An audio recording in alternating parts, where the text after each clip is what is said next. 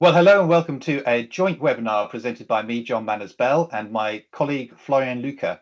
This is going to be the first in a series of webinars that we're going to be presenting on supply chain risk management, ahead of our new exciting executive education program, which is going to be delivered by Bayes Business School TI Insight in conjunction with the Foundation for Future Supply Chain. And we're going to be holding it in March at the world-class Bayes teaching facilities in London. We'll provide you with all the information, all the data later on in the presentation.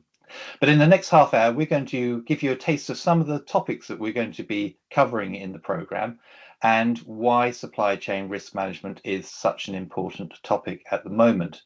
But first, before we get into the presentation, let's do a few introductions. So let's move to you, Florian.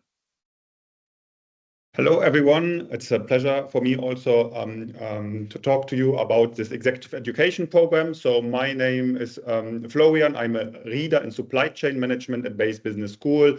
What I do is I carry out research and teaching on this topic of supply chain risk, supply chain finance, or broader areas of supply chain management. I'm particularly interested during my time at Bayes to work with companies to learn about problems in supply chain risk management and how to address them. Before coming to London, a few years ago, I was a visiting scholar at the Kellogg School of Management in the US. And before that, I completed my PhD at the Swiss Federal Institute of Technology. Throughout the years, I have worked with a couple of organizations on building resilient supply chains, including Roche Pharmaceuticals, but also on the financial service side with Jefferies, Investment Bank, or also with the Asian Development Bank. Thank you, Florian. And my name is John Manners-Bell. I've got 40 years experience in the logistics and supply chain industry in a variety of different roles, spanning research, operations, strategy, and marketing. I set up TI about 25 years or so ago. But I also work with the World Economic Forum and the UN and have authored a number of books on supply chain risk, the last two being The Death of Globalization and the Supply Chain Risk Management book, which is now in its fourth edition.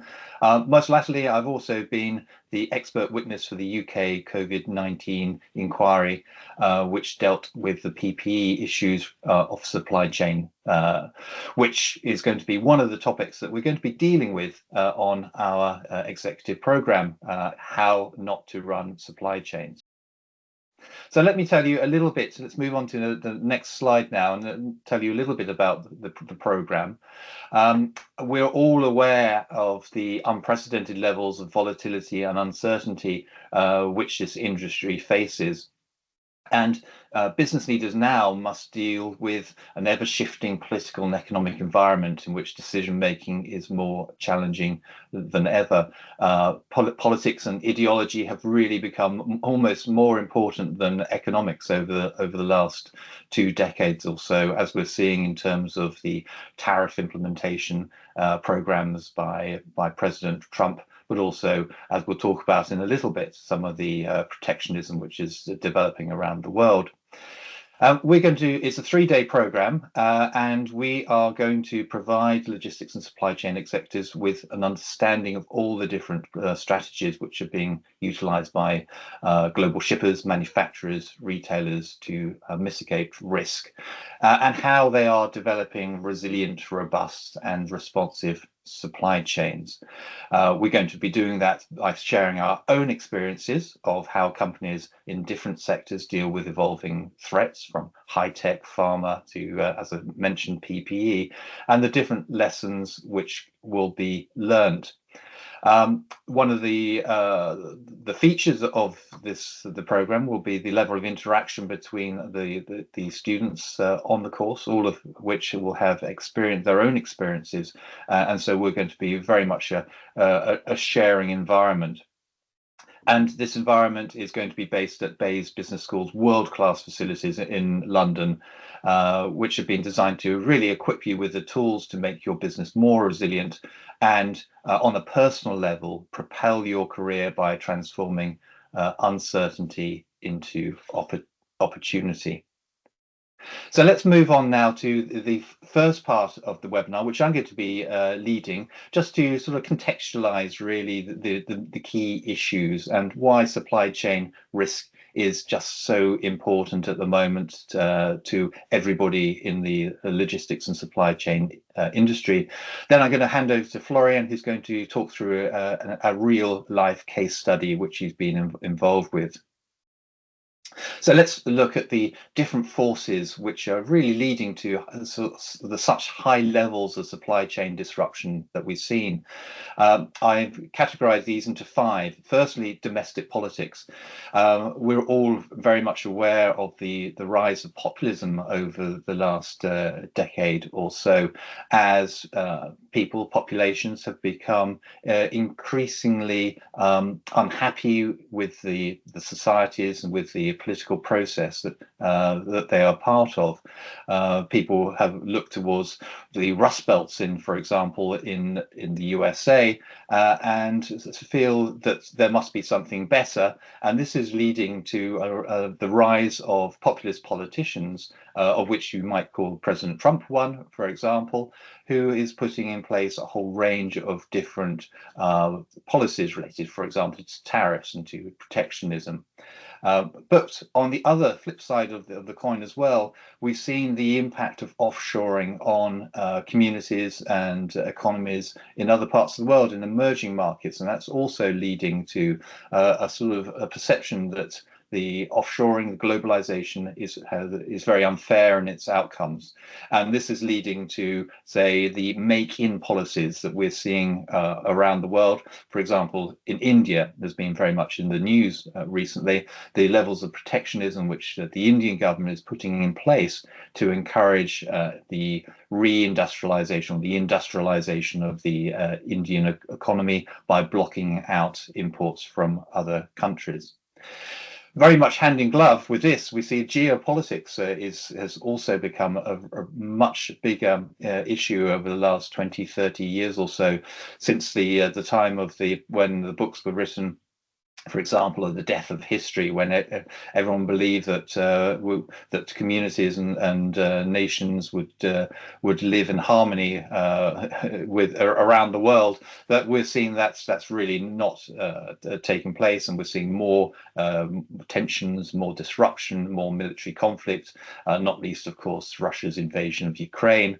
The tensions which have been rising has led to the trade wars, for example, between US and China, but of course with many other countries now. And in the East, we're seeing the rise of China as it's adopting its own policies, its own trajectory, creating the projection of its soft power around the world through its Belt and Road infrastructure initiatives. We're seeing techno-nationalism. What I mean by this is the rise of data islands as more and more regulations are put up around blocks, for example, in the EU, which is preventing the easy transfer of data around the world.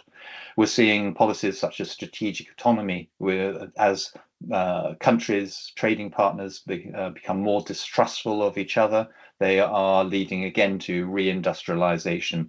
We're also seeing friendshoring, which is allies who share the same outlook on in terms of politics, grouping together. And of course, this is most evident in terms of the relationships between the West and China as well. And that also relates onto advanced tech bans to try and prevent China becoming a technological powerhouse, which it can then use for its military purposes. But we should also talk about the environment and ethics as well, because more and more regulations are being put up to prevent or to slow down the movement of goods in terms of global value chains as well, where products cross the world, moving from country to country, where more value is added on each market before final exports to the end market. So we're seeing more carbon emissions legislation, which is being aimed at shipping lines or air cargo. We're seeing also manufacturers being targeted in terms of their carbon leakage. And what I mean by that is the offshoring of production to markets which have lower environmental standards than, say, in Europe or in North America. And this is leading to the rise of precautionism, a type of protectionism, but protecting societies and environments rather than businesses.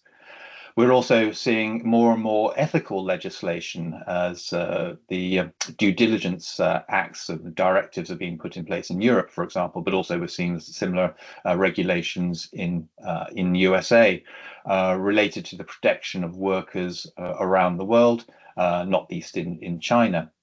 And we're also seeing the rise of circular supply chains. So if goods enter a particular market, then the materials and the products related to those goods are far more likely to stay in that region, and that is militating against the global supply chains as well. And then, of course, we have really good economic reasons why global supply chains are becoming less important in the overall mix of supply chain management. And that's relating to converging labor costs. The labor costs in China are rising, so there is less of an imperative to actually offshore to China. So so shippers are looking for alternatives, some of which might be near sourcing rather than remote far shoring policies which they've employed in the past. We're also seeing a rise of industrial unrest around the world, which again is being very disruptive. We're seeing the impact of volatility of oil costs, which is impacting upon shipping. At the moment, they're very low, but in the last few years, they've been up and down, which means it's very difficult for shipping managers to be able to put in place a consistent supply chain policy. And we're seeing volatility in currency as well, related to some of what's happening in the economics. And the last category here is the fourth industrial revolution. We can see the impact of robotics and 3D printing and automation in terms of the labor rebalance, because labor forces are becoming less important now in the production of goods, which means that you're more likely to be able to produce goods in a market in Europe or North America. It's not so necessary to offshore to Asia. But we're also seeing the impact of digitalization and cybersecurity, some of which are very positive, some of which are very negative, which I'll go on to talk about in the next slide. So I thought it'd be useful just to show the impact really of some of these different categories in real life. If we take a look at cyber attacks, for example, we can see the impact that's had. Ports are very vulnerable to attacks because of their port community systems, which involve shipping lines, ports, freight forwarders, trucking companies. And so it's very disruptive if a cyber attack is successful. We've seen that right across the world, from North America, Europe to Asia.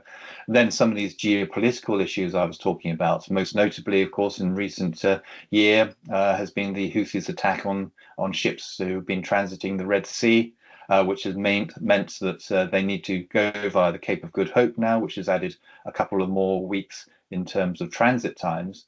So this has an impact very much, of course, in terms of shipping costs and rates. It reduces capacity in the shipping industry, but it also has an impact in terms of inventory as well, by adding 2 more weeks inventory holding, which is a massive amount in terms of the capital which is tied up.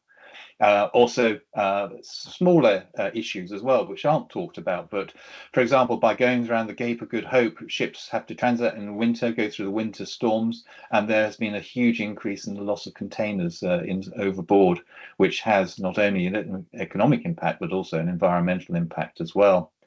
And talking of the environmental impacts, we're seeing the impact which the Panama Canal drought had a year or so ago, that limited the amount of ships which were able to transit the canal and pushed up rates. We've seen droughts and floods on the Rhine as well as floods in Southeast Asia. And then some of these economic impacts that we're seeing. We saw during COVID the impact which congestion in the West Coast ports had. Last year we saw strikes on the East Coast as well of the USA, which has been very disruptive in terms of moving product into the North American market. And then, of course, we have trade measures, which is, of course, everyone's talking about at the moment in relation to President Trump's tariffs. But of course, the EU also is putting up barriers to trade, not least from environmental reasons, such as the carbon border adjustment mechanism, which has been put in place, or the due diligence directive, or other phytosanitary controls, for example, which are very much limiting goods, fresh products coming in from Africa. So these are just some of the real life impacts of these categories, which I've been talking about, which has had a real impact in terms of supply chain strategy, and why supply chain managers are now not just looking for the traditional, the globalized strategies, but they're looking at various different techniques in which to rebalance their supply chains. And let's move on to the next slide, when we could talk a little bit more about this sort of economic imperative. Very briefly, obviously globalization has been driven by this relationship between low transport costs in the past, since containerization of goods, and shipping has become far less expensive over the last 40 or 50 years than it was before containerization. On the other side of the balance there, we've also seen that globalization has been driven by access to low-cost labor, mostly in China, but also large-scale labor forces, and the ability to scale up production at the same time as keeping inventory costs down. And it's always been said that logistics just works. So it was never really in the public consciousness. Nobody had a clue of how goods ended up on their shelves, for example. They just did. And that was the case right up to COVID, pretty much. And then there was a massive disruption, as everyone will be very much aware. So what was driving this disruption? And the reasons why supply chains were so disrupted was because the model I've just described only showed part of the picture. It actually ignored a huge amount of the invisible costs. So some of the costs I've already been talking about: the economic risks, natural disasters, the impact of climate change, geopolitical and security costs. Also, corruption is a huge issue in parts of the emerging world as well. Business process risks are coming to light through in terms of the tariffs that we're seeing, cargo crime, societal risks, cybercrime, etc., and of course pandemics. And when you add that to the side of the balance, along with transport, where we've seen volatility in oil costs, we've seen lack of capacity and unreliability, and then you'll see that the supply chain risk management balance moves in favor of supply chain strategies, which will include reshoring, reindustrialization, nearshoring, for example, and inventory costs, low-cost labor, production scale is not so important. And I thought I'd quote from you from a very senior managing executive at Mazda, who says, "It's no longer an era where labor cost is the major driving factor. Right now, robustness of our supply chain also needs to be considered to ensure the stable procurement of parts." And that is a real sea change in how supply chains were managed and viewed by senior management. So just to wrap up on my last couple of slides before I hand over to Florian, what does this mean for supply chains? Well, in the past, we've seen in the, say, 1960s, 1970s, they were very vertically integrated. There was a lot of in-house and localized production. There was a lot of just-in-case production, which was driven by the supply of goods rather than the demand. And we saw very fragmented stock holdings around the world, or around Europe. That all changed over the last 20, 30 years, partly due to the single European market, for example, in Europe, which allowed centralized distribution. But so we've moved to what I've called sort of supply chain 2.0, offshore supply chains, where production was unbundled, outsourced, and offshored remotely to leverage low-cost labor. That led to globalized supply chains and lean inventory and just-in-time manufacturing techniques. But as I've already mentioned, that meant that it became very vulnerable, very very vulnerable to these sort of disruptions, which I've already been talking about. They became fragile. And so the next stage, how do we see supply chains developing? Some people think, oh, let's go back to the high inventory days of the 1960s, 1970s. That's not going to happen. But what will happen is that supply chains will become hybrid. They'll become more complex. We will see more vertical integration than has been the case in the past. And we will see more industrial output reshored into the West, to Europe, to the UK, to North America. And this will bring about benefits in terms of quality control, be far more able to manage than quality control than was the case if it's taking place thousands of miles away on the other side of the country, of the planet. We're going to see better, more developed compliance regimes, which will mean we'll have better ethical policies in place. The same goes as well for environmental controls, carbon emissions. We will also see better logistics efficiencies and lower transport costs as well. It will also mean, in terms of the supply chain reorganization, that it won't all be just about reshoring. Manufacturers will also be looking for alternatives to China for geopolitical tension reasons. This will include a mix of countries in Southeast Asia, for example. We'll also see more enhanced and better supply chain visibility through the introduction of the different technologies which are being developed. And in terms of what I was talking about, in terms of the fourth industrial revolution, we're going to see more flexible manufacturing, more use of automation and 3D printing, which will also mean that production will be can be located anywhere in the world, doesn't need to be just in Asia or low-cost manufacturing locations. So just to wrap up, we've seen globalization has developed over the last 20 or 30 years to really be the only supply chain model in the game. That is now changing, and it's been changing for a few years. The major catalyst, I would say, was COVID. But so what instead we're seeing the development of manufacturing and production strategies, such as China's Belt and Road, as China projects its soft power throughout the world and invests in many of like-minded countries within its sphere of influence. We're going to see more localization, more circularity, more reshoring, more near-sourcing in terms of North Africa, for example, or South East Europe, or if you're in North America, you're going to see more use of suppliers in Mexico, for example, and a whole range of different strategies are going to be employed. So it's going to become a hugely more complex, and that's why I think our course is going to be so essential for supply chain executives, really to stay right on top of all the different options which are being developed, rather than just looking to that one globalized supply chain risk strategy.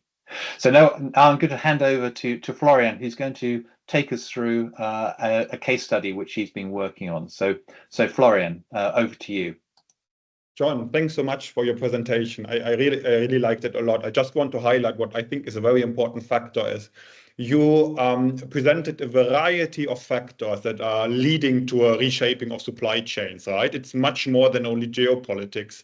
It could be technology innovations in terms of automatization. It could be environmental factors or even economic factors related to labor costs that are actually reshaping supply chains. I'm wondering, virtually most supply chains will be affected. It will be more and more difficult to find supply chains that can ignore these mega trends. So companies really have to think about how to deal with these trends. You gave a very nice overview about that. To make sure that the business is winning and not losing, right? So the supply chain is becoming really core at this. And I want to, on the next slides, actually, I want to give very specific examples. We are not covering full case studies. We don't have the time for that, but we will look into some examples, very specific examples. So the first one on my first slide here is about Philips. They experienced a fire at the production plant, actually pre-COVID pandemic, already many years ago. They produced computer chips. And on the next slide, we see the supply chain. So Philips produces microchips, very much like we have these semiconductor shortages during the pandemic and afterwards.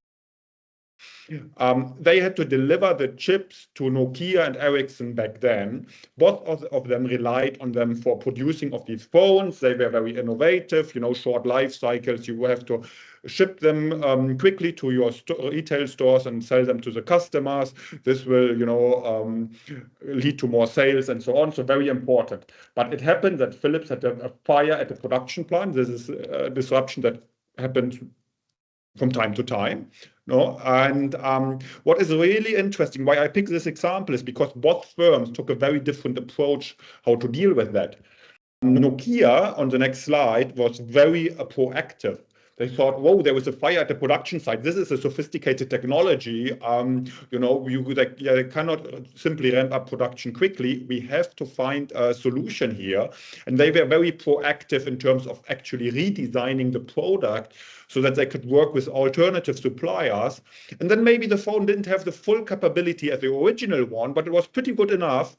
And they could keep on selling the phone to customers and they could grow their business. And so that they kind of managed this disruption in the supply chain very well because they were so proactive. And on the next slide, this can be contrasted with what Ericsson did. Actually, Ericsson listened to Philips. They said, oh, they should be ready in a few weeks again, and then they should be able to resupply these chips.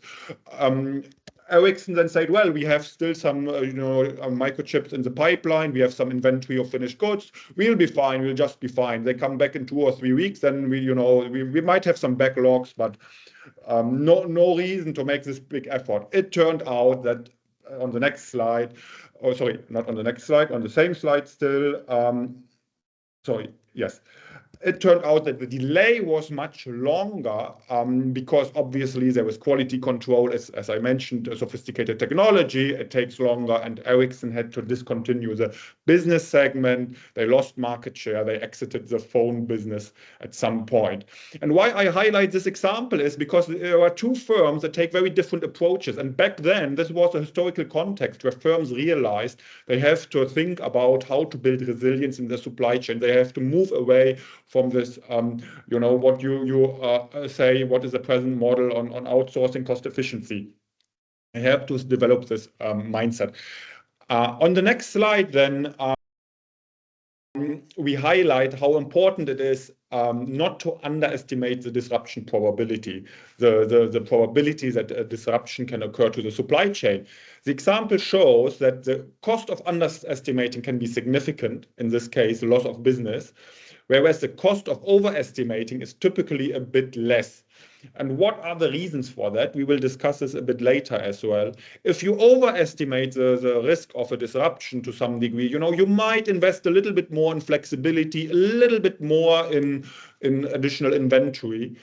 But these levers are actually also helpful in the absence of the disruption, so some more inventory helps you maybe with the service level, you are quicker to respond to changes in market demand and so on. And so because of these synergies, it's often, more expensive to ignore the risk of disruption. And that's why this is a very important topic, we believe. Okay, this is one example from the semiconductor industry. I want to take you now to another example, completely different industry on the next slide. This is a pharmaceutical industry.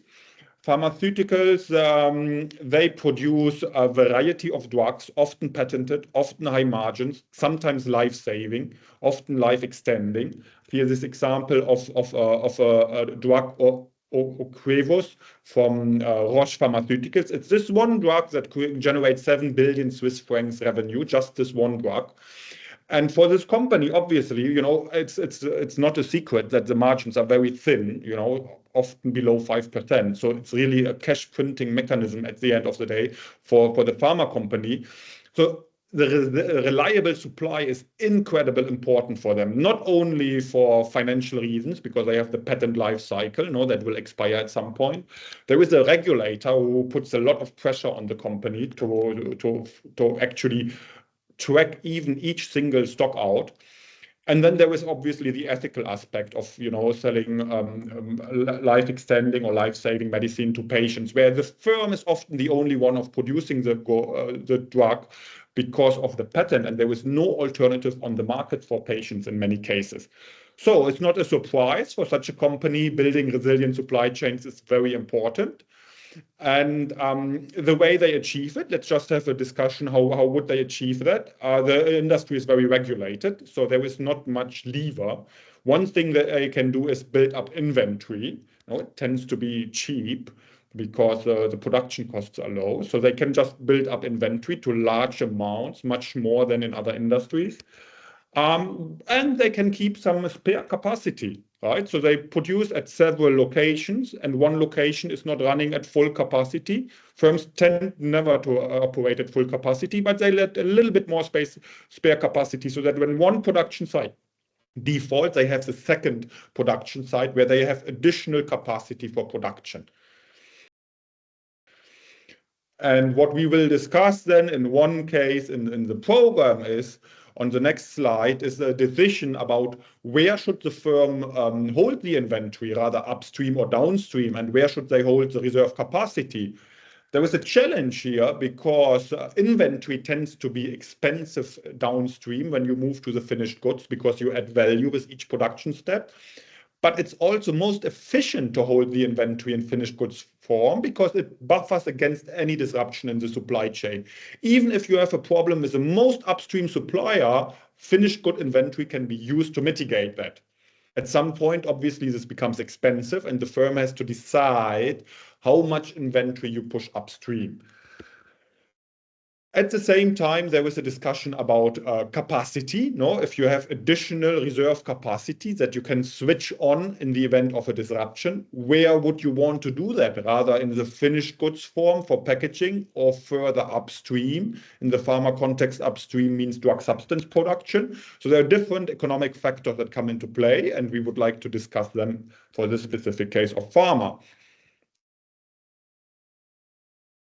On the next slide, I want to highlight that, pharma is one example. In other industries, other challenges arise. So here, John was mentioning it already, the just-in-case supply chain. Maybe let's start with the just-in-case supply chain. That's a bit, what we find for high-value products like pharmaceutical drugs.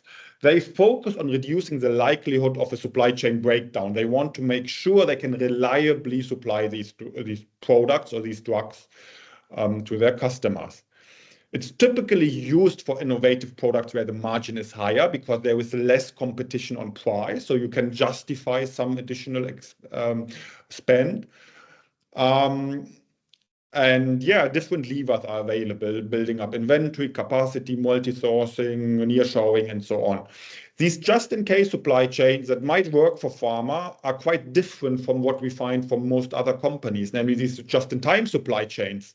They are focused on cost reduction to create supply chain value. Firms are often facing competition on price, so the price can't be increased anymore. If you want to increase your margin, you have to look at costs. Many companies that have to aggressively reduce supply chain costs to create shareholder value. And the supply chain is about increasing efficiency of supply chains.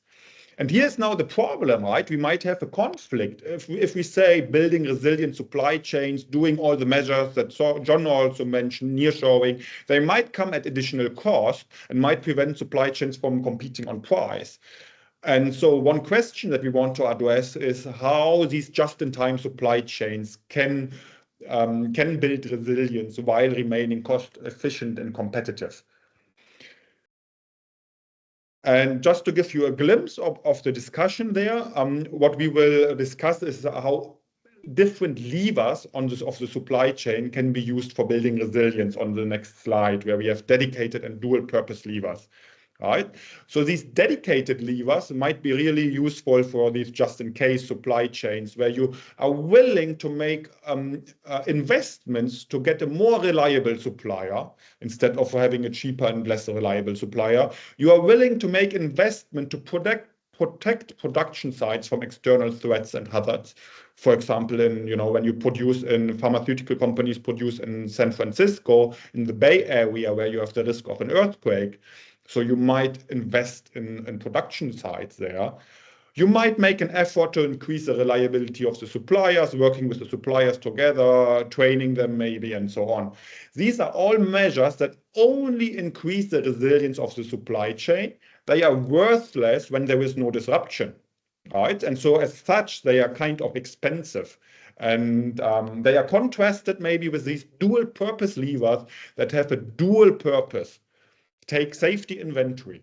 Safety inventory is obviously there to protect a firm from stockouts when there are demand swings, right? The demand goes up, you have some safety stock, you can serve it.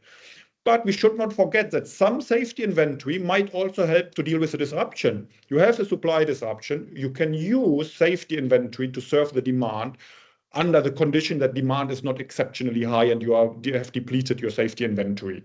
So it's a bit less reliable, but it gives you some kind of resilience, even for free, right? If you have some safety inventory, it gives you some resilience for free. We can continue this discussion. We can talk about excess capacity. Again, you need excess capacity in any case because demand goes up and down. It's not all predictable. You might want to build flexibility in the supply chain for goods, information, and funds. And this flexibility helps you both for building resilient supply chains and cost-efficient supply chains. The best example is Zara that has developed an omni-channel solution before the pandemic.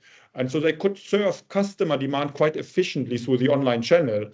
And when the pandemic hit, they did quite well compared to some competitors like H&M, who did not have this omni-channel solution. Now, omni-channel essentially means here more flexibility because you have a second flow of goods in your supply chain that H&M did not have.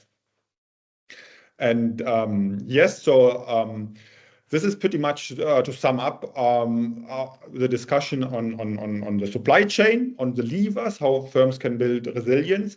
What I just want to stress is that throughout our executive education, we will look at different companies, different industries. We want to learn from them to see what can we take from them. I think semiconductor and pharma are valuable because they have advanced the topic quite early. They have gained experience, they have gained knowledge that other industries can partly take over. But also a very important aspect from us is to learn from each other. So we will have different participants from different industries, and we want to see, what measures they have, what works for different industries, and how can supply chains better be rebuilt to deal with these challenges they are facing at the moment. Thank you, Florian. I think you've done a great job at wrapping up there as well. It's just, I think one point I take from what you were saying is that in many ways there's a sort of innate tension between some of the financial costs involved in some of these alternative supply chain strategies, which on one side you have the finance people were saying, well, this is going to cost a lot more. On the other side, you have the supply chain risk guide saying, well, yes, but in the long term, this will give you more resilience and a more competitive supply chain than previously, I guess. Yes, absolutely. I mean, there is this conflict. Essentially, the time horizon is the question.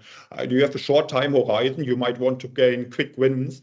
If you play the long game, you will have to take different decisions sometimes. So that's certainly very important. That's a reason why firms sometimes are reluctant to make costly investments in resilience because they have a short-term horizon, right?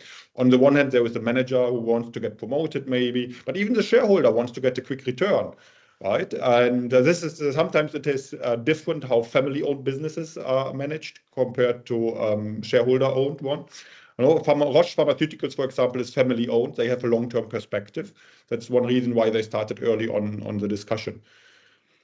Fantastic. Well, I hope that's given everyone a sort of flavour of the of our 3-day executive education program, which is going to be held on March the 3rd to the 5th.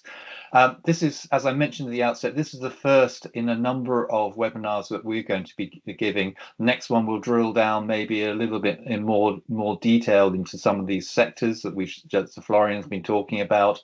Maybe we'll be talking about some of the develop the idea of political supply chain risk management. So hopefully you'll be able to join us in the run up to this executive education program over the next few months and gain some insight as well. But thank you, Florian. It's been a great pleasure. I'm really looking forward to working with you in the coming weeks and months ahead. So thank you, everyone, and do tune in next time.